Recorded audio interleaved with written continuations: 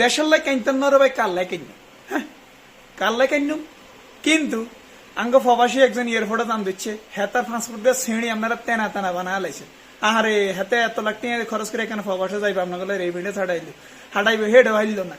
আপনারা রেডিমেন্স হাঁটাইম কেমনে, আমরা কোন দিকে রেমিডেন্স হাঁটাইম? ও প্রবাসী কল্যাণ ব্যাংকে যে শুনতে যায় এখানে রিন্দুকা করিম, ও মা গো আপনাকে শর্তে লিখতে লিখতে লিখতে মানে কলম হুদে হয়ে যায়। যদি লেখিন না মানুষে হইতো তাইলে কি আর বিদেশে আইতো ইয়ানা কুলিগিরি করানোর লাই? হ্যাঁ আপনারা কি বুঝেন নি? আপনারা মানে আপনারা কিচ্ছু বুঝাইতে নাহলেন না, কোনো কিছু করতে নাহলেন না, হিয়ার রেমিডেন্স সিলেবেন আঙ্গরে বৈধ হতে রেমিডেন্স না দিলে আপনারা এমনে করিয়া লাইবেন, তেমনে করিয়া লাইবেন, এটা করিয়া লাইবেন, হেটা করিয়া লাইবেন। কা ওনার ভালো লাগে না?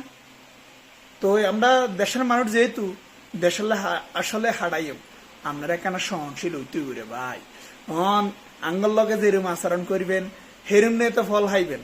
প্রবাসীগুলোকে ভালো করে আচরণ করেন, আলহামদুলিল্লাহ প্রবাসীরা ভালোবেসে আপনাদেরকে ভালোবাসা দিয়ে বরিয়ে দিবে, এটা আমার ওয়াদা ভাই। আমি এখনো ফাটাই না তো, আলহামদুলিল্লাহ ফাটামো ইনশাল্লাহ। আমি বইতে শোনালে ফাটামো, আপনি চিন্তা করবেন না। আমি দেশ কোনো মতে বিখারি যেন না হয়, আমি সেই টেনশনে আছি। আমার কথা হইলো দেশের জন্য আমি জান পরাণ দিয়ে দিলাম, তারপরও দেশের জন্য যা করার আমি এই ছোট ক্ষুদ্র প্রবাসী হিসাবে আমি করব। বাকি প্রবাসীরা আপনারা যত বেশি ভালো হবেন, যত সুন্দর মতো সকল কিছু করবেন, ইনশাআল্লাহ আমার প্রবাসী ভাইরাও একটাও অবৈধ পথে ফাটাবে না, ইনশাআল্লাহ বৈধ পথে ফাটাবে। তো অবশ্যই আমাদের প্রবাসীদের দাবি দাবা সুন্দর করে আপনারা ফলো করেন, তাদেরকে কিভাবে সুযোগ সুবিধা দেওয়া যায়।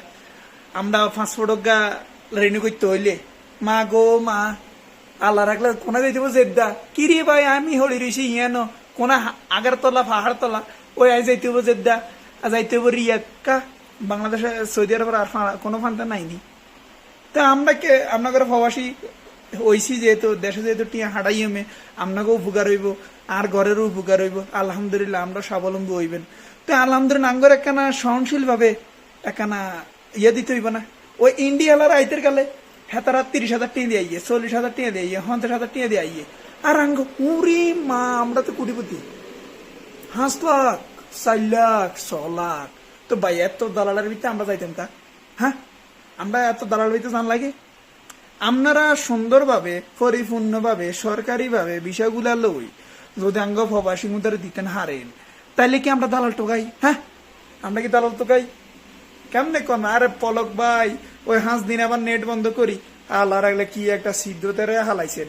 ওই আঙ্গ পাশের বাসার একজনের হোলা ভাইয়ে অন্য আসিল, হাতে কাইনতে কাইনতে মরি যায় রে ভাই, আর হোলাগারে আর বউগারে এখানে হসপিটালে নিছিনি। আল্লাহ কেমনে রাখবে? কি হইছে? হোলা হইছে না হইছে? হাঁটানো আইম না হাঁটান লাগবো কেমনে কিরিম হেমিয়া মুসাদা তামনে 5 দিন বন্ধ করি, ওই আবার হাঁস জিবি করে দেশের করে দিছেন। আরে ভাই আপনার 5 জিবিতে 5 ইঞ্চি ঢুকাই দিছে আবার আপনার রে, কি ভালো লাগে না? আপনার ভালো লাগে না? আহারে ভাই ভালো লাগবো তখন যে আল্লাহ রাখলে প্রবাসীর বেগুন একসাথে হইছে। আমরা তো সৌদি আরবে বুঝলাম, ওমান, দুবাই, দে কাতার, বাহারাইন বহুত কান্ট্রির লোক আছে রে ভাই। হে শুনতে কিরবেন ভাই? হে শুনতে তো শীতে মরি যাবেন রে ভাই। তো আমি আসলে অবৈধভাবে রেমিডেন্স ফাটানোর পক্ষে না, আমি বৈধভাবে প্রবাসী হিসাবে, আমি দেশের মানুষ, দেশের নাগরিক হে হিসাবে আমি বৈধভাবে ফাটাইতে চাই, যেন আমার দেশটা স্বাবলম্বী হয়, দেশের সকল উন্নতি হয়, দেশ যেন সামনের দিকে এগিয়ে যায়, আমি চাই এই জিনিসটা।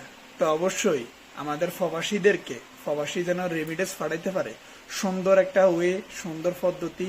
এখন আপনারা যেহেতু প্রবাসীদের গুরুত্ব বুঝতেছেন যে রেমিডেন্স কত বড় ভূমিকা পালন করে আমাদের দেশের জন্য, অর্থনীতির জন্য, তো অবশ্যই আমাদের প্রবাসীদেরকে প্রাধান্য দেন, তাদের সুযোগ সুবিধা দিয়ে থাকেন।